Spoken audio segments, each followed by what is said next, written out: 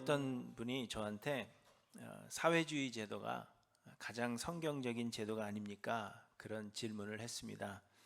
여러분, 사회주의가 무엇인지 잘 아시죠? 쉽게 말하면 사회주의는 우리가 가진 것들을, 우리가 가진 개인의 소유를 사회 환원하는 것입니다. 그러니까 우리가 가진 것이 우리의 소유가 아니라 사회의 공동 소유가 되어야 한다, 그렇게 주장하는 사상입니다. 우리가 이래서 벌어들인 것들을 모두 사회에 환원하고 그것을 정부는 모든 사람들에게 공평하게 분배하는 것이 사회주의 제도입니다. 근데 전부 환원하는 것이 좀 그렇다고 생각해서 세금을 50%, 60%, 70% 이렇게 매기게 되는 것을 절반만 사회주의다 해서 반사회주의라고 그렇게 이야기를 하는데, 유럽의 대부분의 나라들이 이렇게 반사회주의 그 제도를 가지고 있는 것입니다. 그런데 이분이 이 사회주의 제도가 가장 성경적이라고 주장한 근거는 사도행전 2장과 4장에 있습니다. 사도행전 2장에 보시면 예수님이 승천하시고 오순절에 제자들이 마가의 다락방에서 기도하는 중에 하나님의 성령이 그들에게 임하셨습니다. 성령을 받은 제자들이 나가서 담대히 복음을 전했는데 그 중에 베드로가 설교할 때 그날에 신도의 수가 3,000이나 더했다, 그렇게 말씀하십니다. 그리고 그때 사도들로 말미암아 기사와 표적이 많이 나타났고, 그때 은혜를 받은 성도들이 믿는 사람이 다 함께 있어 모든 물건을 서로 통용하고 또 재산과 소유를 팔아 각 사람의 필요를 따라 나눠주었다, 그렇게 말씀하십니다. 사도행전 4장에도 믿는 무리가 한 마음과 한 뜻이 되어 모든 물건을 서로 통용하고 자기 재물을 조금이라도 자기 것이라 하는 이가 하나도 없더라, 이렇게 말씀하십니다. 그 결과 그 중에 가난한 사람이 없으니 이는 밭과 집 있는 자는 팔아 그 판 것의 값을 가져다가 사도들의 발 앞에 두매 그들이 각 사람의 필요를 따라 나누어 줌이라, 이렇게 말씀하십니다. 그리고 그 중에 유명한 바나바라는 사람이 있었고요, 바나바는 그의 밭을 팔아 그 값을 가지고 사도들의 발 앞에 두었다, 이렇게 말씀하십니다.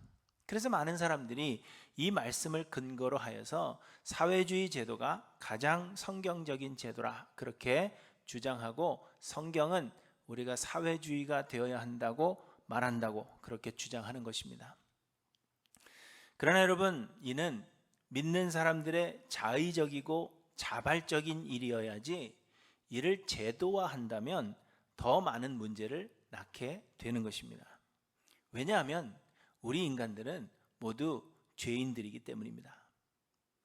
그래서 내가 열심으로 일해서 얻은 것들을 모두 다 사회에 환원해야 한다 하면 자기의 것을 몰래 감추어 두는 사람이 생겨나게 될 것이고, 또한 자기가 얻은 이윤을 솔직하게 보고하지 않을 것입니다. 모든 사람에게 공평하게 나누어 주는 일을 해야 하는 정부 역시도 그 안에 있는 사람들 중에서는 공평하지 않게 일하는 사람들이 생겨나게 될 것이고, 또 자기의 것으로 일부를 훔치는 그러한 사람들이 분명 생겨나게 되는 것입니다. 일 안 해도 다른 사람의 노력으로 내가 부요해질 수 있다면 열심으로 일하려는 사람들이 줄어들게 될 것이고, 그리하여 결국에는 모두가 잘 사는 세상을 만들겠다는 그 사회주의의 이상이 모두가 굶주리게 되는 현실 앞에 고개를 숙이게 되는 것입니다.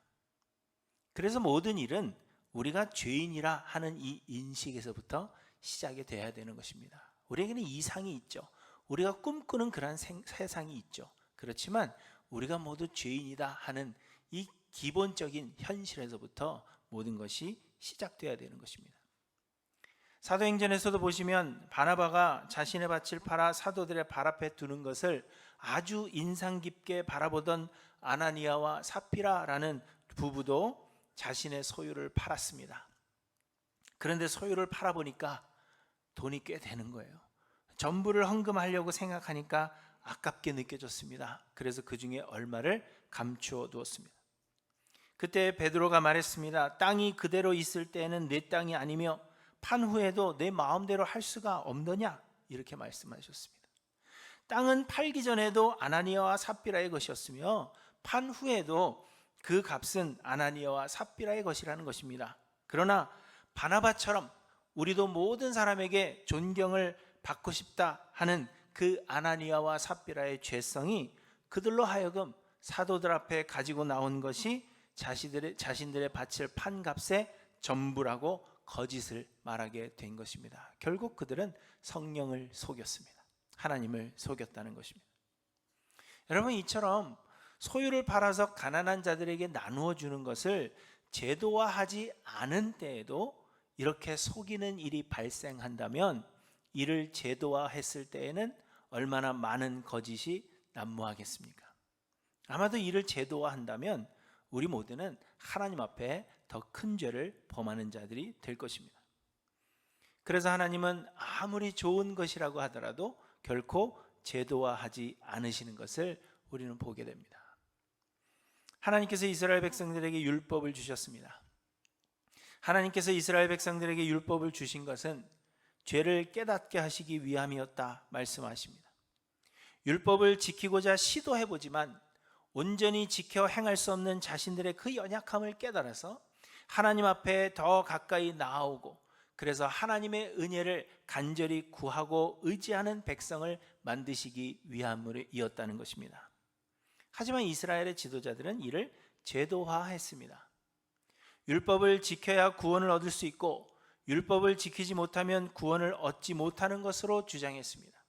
이스라엘 백성들이라면 누구나 율법의 규례대로 행해야 한다, 그렇게 선포했습니다.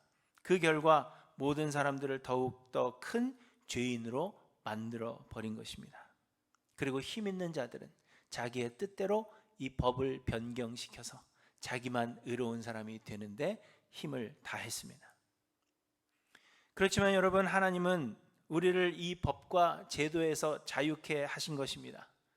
예수 그리스도께서 우리를 대신하여 십자가에서 죽으심으로 우리의 모든 죄를 용서해 주셨고, 그래서 율법의 행위와는 상관없이 우리를 구원해 주셨다는 것입니다.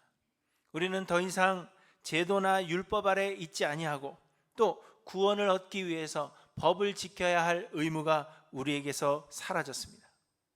다만 하나님은 우리 안에 성령을 부어주셨고 그 성령께서 우리 안에서 역사하사 자발적으로 하나님의 율법을 즐거워하며 그 율법을 주야로 묵상하고 율법대로 행하게 만들어 가시는 것입니다. 바나바를 비롯한 여러 신도들이 자기들의 소유를 팔아 가난한 사람들에게 나누어 주고 자기의 소유를 자기의 것이라고 주장하지 않은 것은 성령의 역사하심으로 말미암아 자발적이고 자의적으로 행한 것이지 이것을 결코 제도화할 수는 없는 것입니다.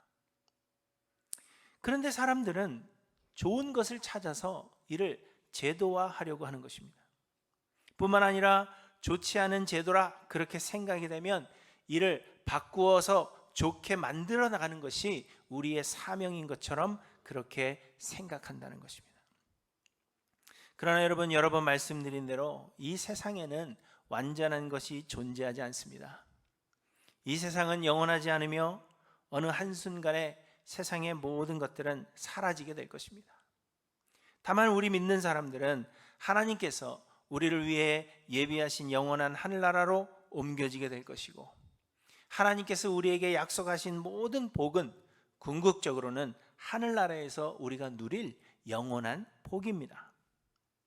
그때까지 이 세상은 악한 영의 세력 아래에 있고, 그렇기 때문에 이 세상에 존재하는 모든 제도는 완전할 수 없을 뿐만 아니라 우리를 고통스럽게 만들지 않을 수 없다는 것을 우리는 인정해야 하는 것입니다. 세상에는 완전한 것이 없습니다. 여러분, 우리가 아무리 힘쓰고 노력해도 그 무엇도 완전하게 만들어갈 수 없는 것입니다. 그러므로 우리는 세상의 제도를 바꾸려고 노력하지 않습니다. 베드로 사도는 세상의 제도 아래에서 온갖 핍박과 박해를 받던 초대교회 그리스도인들에게 이렇게 이야기합니다. 인간의 모든 제도를 주를 위하여 순종하라, 이렇게 말씀하셨습니다. 너희를 핍박하고 박해하는 왕이라 할지라도 그것을 싸워서 쟁취하라, 혹은 이것을 바꾸는 것이 우리의 사명이다, 그렇게 말하지 않고 모든 제도를 주를 위하여 순종하라, 그렇게 말씀하셨다는 것입니다. 다만 우리는 인간의 모든 제도 아래에서 또 인간의 모든 상황 가운데서 어떻게 사는 것이 그리스도인다운 삶이며 우리를 구원하신 하나님께 영광이 될 것인가, 이것을 고민해야 하는 것입니다. 그래서 바나바와 여러 신도들은 자기의 소유를 팔아서 가난한 사람들에게 나누어 주는 그 길을 택한 것입니다. 그렇게 해야 하는 것은 아니었지만, 그러나 그렇게 하는 것이 하나님께 영광이 될 것이고 이렇게 하는 것이 그리스도인의 삶이라 그렇게 믿었기 때문입니다. 여러분, 이것이 깨어진 것 투성이고 제대로 된 제도가 하나도 없는 것 같은 이 세상을 살아가는 우리 그리스도인들의 삶의 방식이라는 것입니다. 어제도 많은 사람들이 나가서 시위했죠. 전국적으로 700만 명이 모였다, 이런 이야기를 많이 합니다. 어제가 노킹스데이, 그래서 정부에 반대하는 그러한 사람들이 모여서 시위를 했습니다. 시카고, LA, 샌디에이고 각 여러 도시에서 시위를 했는데, 저는 그런 생각을 해봤습니다. 그 시위에 나와서 시위하는 사람들 중에서 실질적으로 개인의 삶에서 가난하고 억눌린 사람들을 도우며 사는 사람들은 과연 몇이나 될까? 저는 그런 생각을 해보았습니다. 하나님께서 우리에게 원하시는 것은 잘못된 제도에 맞서서 싸워서 그것을 변경시키라 하는 것이 아니라, 그러한 제도 아래 우리가 있을지라도 그 가운데서 어떻게 사는 것이 그리스도인다운 삶인지, 그 가운데서 어떻게 사는 것이 하나님께 영광이 되는 삶인지를 고민하여서 우리의 삶 가운데서 실천하라, 그렇게 말씀하고 있는 것입니다. 만약에 많은 사람들이 헬스케어를 받지 못하는 것이 문제가 되고 일리갈 에일리언들을 내쫓는 것이 문제가 된다면, 나는 과연 내 삶 속에서 일리걸 레지던트들에게 일자리를 제공해 줄 수 있고 가난한 사람들을 나는 얼마나 돕고 있는가, 그것을 우리는 고민해야 한다는 것입니다. 나가서 싸워 쟁취하는 게 아니고 그것을 변경시키는 것이 하나님의 뜻이 아니라, 그 가운데서 내가 할 수 있는 일이 무엇이며 무엇을 해서 하나님의 영광을 드러낼까를 고민해야 한다는 것입니다. 바라기는 우리 할랜드 교회 모든 성도님들이 그런 성도님들 되시기를 간절히 소망합니다. 밖에 나가서 뭘 바꾸려고 하지 마시고요, 우리의 삶 가운데 그리스도인으로서의 삶을 살기를 소망하는 저와 여러분들 되시기를 간절히 소망합니다. 오늘 본문에서 바울은 종들에게 육체의 상전에게 순종하기를 그리스도께 하듯 하라, 그렇게 말씀하셨고, 또 상전들에게는 종들에 대한 위협을 그치라, 그렇게 말씀하십니다.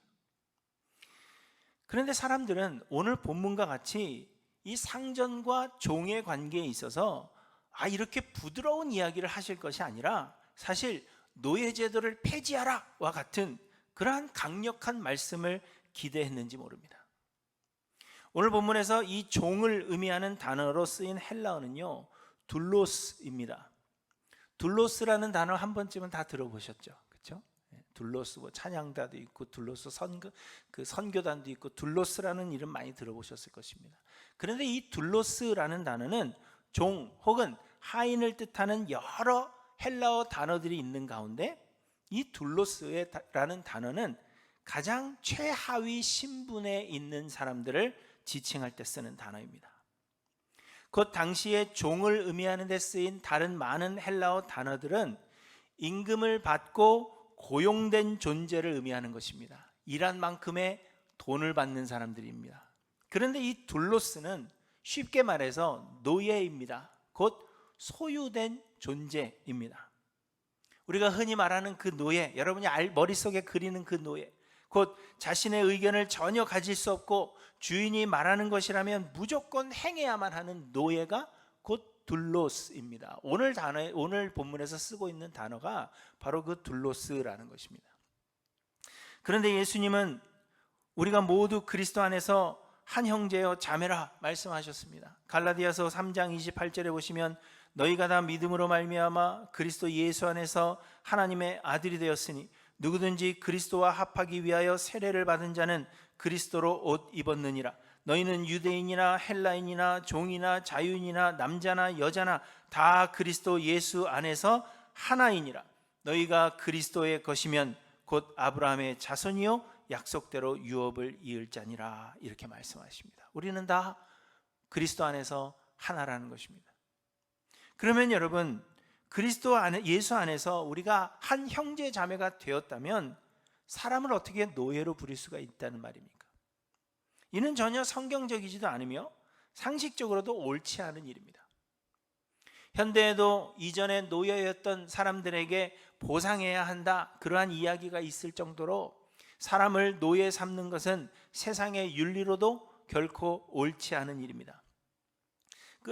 그렇다면 이제 예수 그리스도를 믿게 된 상전들에게는 모든 노예들에게 자유를 주고 너희의 가진 소유를 팔아서 그들에게 나누어 주라, 그렇게 명령하시는 것이 옳다고 할 것입니다. 또 노예들에게는 이제 그리스도 예수 안에서 자유함을 얻었으니 주인에게서 받을 것을 요구하고 그것을 받아 이제는 새로운 삶을 살라, 그렇게 말하는 것이 옳다고 말할 것입니다. 다른 사람들은 몰라도, 세상 사람들은 몰라도 적어도 그리스도인이 되었다면 그렇게 해야 하는 것이 아니냐, 그렇게 말할 것입니다. 그러나 여러분, 오늘 본문에서 바울은 그렇게 하지 않고 오히려 육체의 상전에게 순종하기를 그리스도께 하듯 하고, 눈가림만 하여 사람을 기쁘게 하는 자처럼 하지 말고 그리스도의 종들처럼 마음으로 하나님의 뜻을 행하고 기쁜 마음으로 섬기기를 주께 하듯 하고 사람들에게 하듯 하지 말라, 이렇게 말씀하십니다. 한마디로 요약하면 더욱 열심으로 너희의 상전 곧 주인을 섬기라, 그렇게 말씀하고 있다는 것입니다. 그리고 상전들에게는 주께서 교회에 하신 대로 종들을 내 몸과 같이 사랑하라, 자유를 주라, 그렇게 말씀하신 것이 아니라 오히려 위협을 그치라, 이렇게 부드러운 말씀을 하고 계시는 것입니다. 그래서 오늘의 말씀은 아마도 당시의 노예들에게는 아주 큰 충격으로 다가왔을 것입니다. 우리는 노예가 아니기 때문에, 종의 신분으로 있지 않기 때문에 이 말씀이 그렇게 이게 그렇게 대단한 말씀인가, 그렇게 생각할 수 있지만 당시의 노예들에게는, 둘로스들에게는 이제 예수 그리스도로 말미암아 너희가 자유인이 되었다 선포하실 줄 알았는데 상전을 섬기되 죽게 하듯 하라, 그렇게 말씀하시는 것입니다. 충격이 아닐 수 없습니다. 바울이 에베소서를 기록한 비슷한 시기에 바울은 빌레몬이라는 사람에게 편지를 써서 보냈는데 그 편지가 곧 빌레몬서입니다. 그런데 바울이 빌레몬에게 편지를 보낸 이유는 오네시모라는 이름의 노예 때문이었습니다. 오네시모는 빌레몬의 집에서 일하는 둘로스, 곧 노예였는데 빌레몬의 집에서 도망했습니다. 그러다 어쩌다가 바울을 만나게 되었고, 그래서 그리스도를 영접하게 되었습니다. 그래서 바울이 빌레몬에게 편지를 보내는데 바울은 오네시모에게 이제는 자유인의 신분을 주라, 그렇게 명령할 수 있는 관계요 위치에 있었기 때문에 그렇게 했어요. 요? 그렇지 않죠. 오네시모에게 자유를 주라, 그렇게 명령할 수 있는 위치에 있었지만 바울은 그렇게 하지 않고 오네시모를 다시 편지를 들려서 노예의 신분으로 빌레몬에게 돌려보내고 있는 것입니다. 다만 빌레몬에게 이제는 오네시모를 그리스도의 복음을 위해 필요한 자로 대해주기를 부탁하고 있는 것을 볼 수 있습니다. 사람들은 예수 그리스도를 믿게 됨으로 인하여서 제도의 변화나 신분의 변화 혹은 환경과 상황의 변화를 기대합니다.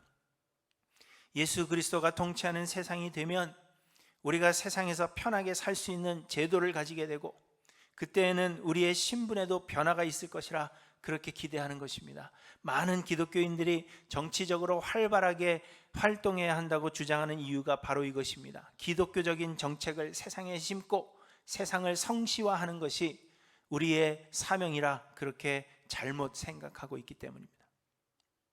그러나 예수 그리스도를 믿음으로 인하여서 하나님께서 변화시키시려고 하는 것은 세상의 제도나 혹은 신분, 환경이나 상황이 아니라 바로 우리의 마음입니다. 말씀드린 대로 하나님은 세상의 제도와 우리의 신분을 변화시키시는 일에는 크게 관심이 없으십니다. 아시는 대로 세상은 우리의 영원한 집이 아니기 때문입니다. 고린도 교회에 보낸 편지에도 바울은 내가 종으로 있을 때 부르심을 받았느냐? 염려하지 말라. 그러나 내가 자유롭게 될 수 있거든 그것을 이용하라. 주 안에서 부르심을 받은 자는 종이라도 주께 속한 자유인이요, 또 그와 같이 자유인으로 있을 때 부르심을 받은 자는 그리스도의 종이라, 이렇게 말씀하십니다. 노예 신분으로 예수 그리스도를 믿었다고 해서 자유인이 되기 위해 애쓸 필요는 없다는 것입니다. 왜냐하면 노예의 신분이라고 할지라도 하나님은 마음으로 자유롭게 하셨기 때문이라는 것입니다. 그러므로 자유인이 될 수 있는 기회가 있다면 그 기회를 잡는 것이 좋지만 자유인이 되지 못하더라도 염려하지 말라는 것입니다.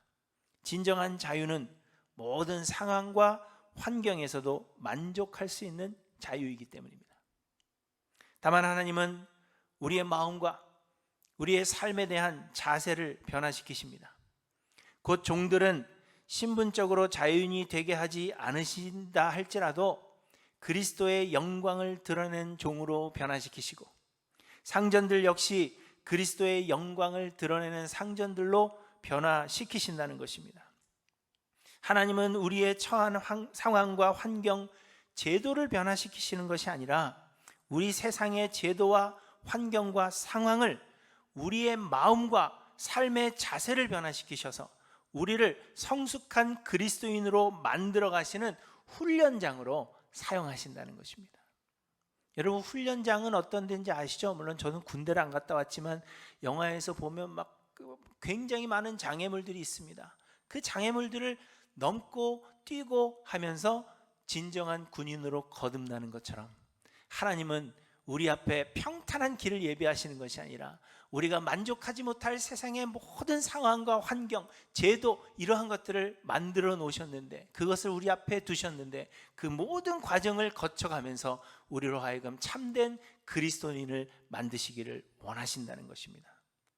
그러므로 여러분, 군대 갔는데 그런 모든 훈련장을 평평한 운동장으로 만들면 되겠습니까? 그게 우리의 사명이 아니라는 것입니다. 우리의 사명은 그 모든 훈련을 거쳐가면서 참다운 그리스도인으로 변화되어져 가는 것, 우리의 삶의 모습을 돌아보고 모든 상황과 환경에서 예수 그리스도의 거룩함을 담고자 힘쓰는 것이 곧 우리의 사명이라는 것을 우리에게 말씀하시는 것입니다. 그런데 여러분, 우리가 모든 상황 가운데서 우리의 마음의 변화를 위해 우리가 기억해야 할 것은 우리의 행위에 따라 하나님께서 심판하신다 하는 사실입니다. 8절을 보시면 이는 각 사람이 무슨 선을 행하든지 종이나 자유인이나 주께로부터 그대로 받은 줄을 알미라, 이렇게 말씀하십니다. 우리의 구원은 하나님의 은혜로 되는 것이지만 구원을 얻은 자들은 삶의 좋은 열매를 맺는다고 했습니다. 그러므로 하나님은 우리의 열매로 우리를 판단하시며 우리의 행위에 따라 우리를 심판하시는 하나님의 심판은 의로운 것입니다. 그런데 하나님의 심판은 상대적이지 않고요, 절대적입니다. 곧 우리가 선을 행할 수 없는 상황이었습니다, 그렇게 하나님 앞에 항변한다고 해서 그것이 정상 참작이 되지 않는다는 것입니다.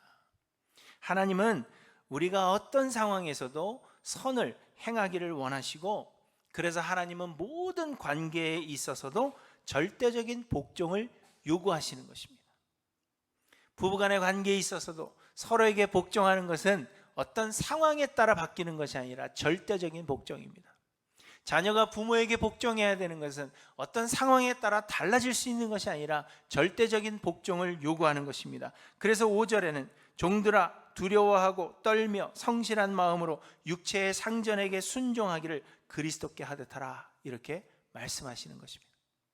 성실한 마음은 영어 성경에는 진실한 마음으로 번역합니다. 곧 진실한 마음으로 두렵고 떨라, 그렇게 말씀하시는데, 이는 상전을 두려워하라는 것이 아니라 우리의 행위에 대하여 심판하시는 하나님에 대한 두려움으로 모든 것을 행할 것을 우리에게 말씀하고 있는 것입니다. 하나님은 절대적이시고 그래서 절대적인 순종을 우리에게 요구하시는데, 우리를 심판하신 하나님이 계신다라는 사실을 우리가 기억하며 모든 일에 두렵고 떨림으로 우리의 행위를 돌아보라는 것입니다. 그러므로 사랑하는 성도 여러분, 매사에 우리의 행위대로 심판하시는 하나님을 경외함으로 모든 일들을 행하시는 저와 여러분들 되시기를 간절히 소망합니다. 여러분의 생각, 여러분의 행위, 여러분의 열매, 이 모든 것으로 하나님은 우리를 심판하실 것입니다. 또 6절에는 눈가림만 하여 사람을 기쁘게 하는 자처럼 하지 말고 그리스도의 종들처럼 마음으로 하나님의 뜻을 행하라, 이렇게 말씀하십니다. 우리를 심판하시는 분은 하나님이십니다. 사람을 기쁘게 하고 사람에게 인정을 받는다고 하여서 그것이 하나님께 인정을 받는다는 보장이 되지 못합니다. 마지막 날에 어떤 사람들이 예수님께 말하기를, 주여 주여 우리가 주의 이름으로 선지자 노릇하며 주의 이름으로 귀신을 쫓아내며 주의 이름으로 많은 권능을 행하지 아니하였나이까, 이렇게 말할 것입니다. 그러나 예수님은 내가 너희를 도무지 알지 못하니 불법을 행한 자들아 내게서 떠나가라, 이렇게 말씀하실 것이라고 우리에게 말씀하십니다. 그러면서 하늘에 계신 내 아버지의 뜻대로 행하는 자라야 천국에 들어간다, 그렇게 말씀하십니다. 또한 예수님은 누구든지 하나님의 뜻대로 행하는 자가 내 형제요 자매요 어머니라, 그렇게 말씀하십니다. 그러면 여러분, 사람들에게 인정을 받을 만한 그러한 일들이 아니라 하나님의 뜻을 분별하여 하나님의 뜻을 행해야 한다는 것을 기억하시기 바랍니다. 그러면 하나님의 뜻은 무엇입니까? 데살로니가전서 4장 3절에 하나님의 뜻은 이것이니 너희의 거룩함이라, 이렇게 말씀하셨습니다. 매사에 우리가 거룩하게 살아가는 것, 매사에 어떻게 하면 그리스도의 거룩함을 나타낼 것인가, 그 거룩함을 닮아갈 것인가 고민하는 것이 곧 하나님의 뜻이라는 것입니다. 또한 항상 기뻐하고 쉬지 말고 기도하며 범사에 감사하라 하는 것이 그리스도 예수 안에서 우리를 향하신 하나님의 뜻이라, 그렇게 말씀하십니다. 모든 것에 만족하고, 그래서 항상 기뻐하고 하나님 앞에 기도하며 범사에 감사하며 살아가는 것, 그것이 하나님의 뜻입니다. 선을 행함으로 고난받는 것이 하나님의 뜻이며 우리의 삶을 통하여 하나님의 영광 받으시도록 하는 것이 곧 하나님의 뜻임을 우리에게 말씀하십니다. 여러분, 이처럼 매사에 하나님의 뜻이 무엇일까를 묻고 고민하여 또 분별하여서 우리의 정욕대로 살지 아니하고 하나님의 뜻을 행하시는 저와 여러분들 되시기를 간절히 소망합니다. 그리고 7절에 기쁜 마음으로 섬기기를 주께 하듯 하고 사람들에게 하듯 하지 말라, 이렇게 말씀하십니다. 우리 주 그리스도 예수를 섬기듯이 그렇게 다른 사람들을 섬기라는 말씀입니다. 갈라디아서 5장 13절에서 바울은 형제들아 너희가 자유를 위하여 부르심을 입었으나 그러나 그 자유로 육체의 기회를 삼지 말고 오직 사랑으로서 서로 종노릇하라, 이렇게 말씀하십니다. 종으로서 부르심을 받았다면 자유인이 되려고 노력하기보다는 섬겨야 할 사람들을 우리 주 예수 그리스도를 섬기듯이 섬기는 것이 하나님의 뜻이라는 것입니다. 혹 자유인으로서 부르심을 받았더라 할지라도 스스로 서로에게 종되기를 하나님은 바라신다는 것입니다. 하나님께서 우리로 만나게 하시는 모든 사람들에게 우리가 그들을 죽게 하듯 그들을 섬겨서 하나님의 영광을 드러내는 저와 여러분들 되시기를 간절히 소망합니다. 그리고 오늘 본문은 상전된 자들에게 상전들아 너희도 그들에게 이와 같이 하고 위협을 그치라. 이는 그들과 너희의 상전이 하늘에 계시고 그에게는 사람을 외모로 취하는 일이 없는 줄 너희가 알미라, 이렇게 말씀하십니다. 이 말씀은 곧 우리의 주인 되시는 예수 그리스도를 생각하라 하는 말씀입니다. 당시 노예의 주인들에게는요, 이 상전들에게는 노예의 생명을 해할 수 있는 권한이 있었다고 합니다. 주인이 죽이고자 하면 노예는 죽일 수 있는 것입니다. 왜냐하면 노예는 당시에 주인의 소유로 여겨졌기 때문입니다. 사람으로 취급받던 것이 아니라 물건으로 취급을 받았어요. 그래서 주인이 죽이겠다 하면 그 생명을 해야 할 권한이 있었다는 것입니다. 그래서 그 권한을 가지고 종들을 위협하는 경우가 많이 있었다는 것입니다. 그런데 오늘 본문은 상전들에게, 그 상전들에게도 하늘의 상전이 계시다는 사실을 기억하라, 그렇게 말씀하시는 것입니다. 곧 하나님은 우리와 같은 죄인들을 진멸하실 권한이 있으십니다. 우리는 하나님께 죄를 범하였고 하나님께서 우리를 진멸하신다고 해도 아무도 반발할 수 없고 이의를 제기할 수 없는 것입니다. 그럼에도 불구하고 하나님은 우리를 진멸하지 않으셨고 오히려 독생자 예수 그리스도를 십자가에 못 박으시기까지 우리를 사랑하셨습니다. 하나님은 상전들이 바로 이 예수 그리스도의 차별이 없는 사랑을 생각하기를, 본받기를 원하시고 말씀하시는 것입니다. 사랑하는 성도 여러분, 우리도 상전의 위치에 서게 될 때가 있습니다. 그러한 때에 우리의 상전이 되시는 예수 그리스도를 생각하시기 바랍니다. 우리에게 차별이 없고 조건이 없는 사랑을 주신 것과 한이 없는 사랑을 베풀어 주신 것을 여러분 기억하며 예수 그리스도를 닮는 상전이 모두 되시기를 간절히 소망합니다. 우리에게도 상전이 있고 우리의 그 상전은, 우리의 그 주인 되시는 예수 그리스도는 우리를 위하여 십자가를 지시기까지 우리를 사랑해 주셨습니다. 그 예수 그리스도를 여러분 기억하심으로 우리에게 맡겨진 사람들을 대하며 사랑을 전하는 우리 모두가 되기를 간절히 소망합니다. 예수 그리스도는 하나님이시면서도 스스로를 낮추어 종의 형체를 입으사 십자가에서 죽으시기까지 아버지 하나님께 순종하셨습니다.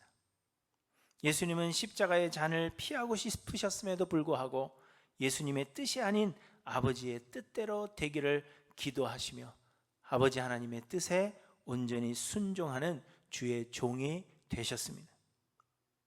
예수 그리스도는 제자들의 발을 씻기심으로 섬기는 주인의 본을 보여주셨습니다. 그러므로 사랑하는 성도 여러분, 모든 상황과 환경 그리고 인간의 모든 제도 속에서 우리 주 예수 그리스도를 바라보시기를 바랍니다. 사람들은 예수 그리스도를 믿음으로 인하여 환경과 상황의 변화를 기대합니다. 제도가 바뀌고 신분이 상승하기를 원하는 것입니다. 그러나 하나님은 많은 경우에 우리의 환경과 상황을 바꾸어 주지 않으십니다.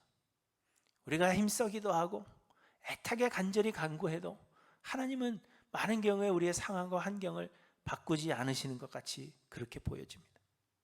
여러분, 믿는 사람들이 많아진다고 해서 세상의 제도가 바뀌는 것이 아니며 혹 제도가 바뀐다고 해도 모두가 만족할 만한 그러한 세상은 여러분 결코 오지 않을 것입니다. 다만 하나님은 우리의 마음과 삶을 대하는 그 태도를 변화시키십니다. 우리의 처한 환경과 상황 속에서 하나님의 뜻대로 살아서 하나님께 영광이 되기를 원하시고 또 예수 그리스도의 거룩함을 닮아서 하나님의 영광 받으시기를 원하십니다. 그러므로 여러분, 환경과 상황 또는 세상의 제도가 바뀌기를 기대하지 마시고 우리가 처한 모든 상황에서 하나님께 기쁨이 될 것이 무엇인가를 고민하며 그렇게 세상을 살아가시는 그리스도인들이 되시기를 간절히 소망합니다. 하나님께서 우리의 삶의 행위대로 우리를 심판하신다 하는 것을 기억하셔서 하나님을 두려워하고 떨며 성실한 마음으로 행하시기 바랍니다. 사람의 인정을 받기 위함이 아니라 하나님의 뜻을 행하기를 소망하시고 또 기쁜 마음으로 모든 사람을 섬기되 그리스도께 하듯 하여서 서로 종노릇 하시기를 바랍니다. 하늘에 우리의 상전이 계심을 기억하고 우리에게 차별 없고 조건 없는 무한한 사랑을 베푸시며 순종하는 종과 섬기는 주인의 본을 보여주신 그 예수 그리스도를 바라보시기를 바랍니다. 그래 모든 상황과 환경에서 우리가 진정한 자유함을 누리며 모든 일에 만족하고 감사하며 하나님께 영광 돌리는 하나님의 자녀들이 모두 되시기를 우리 주님의 이름으로 간절히 축원합니다. 기도하십니다.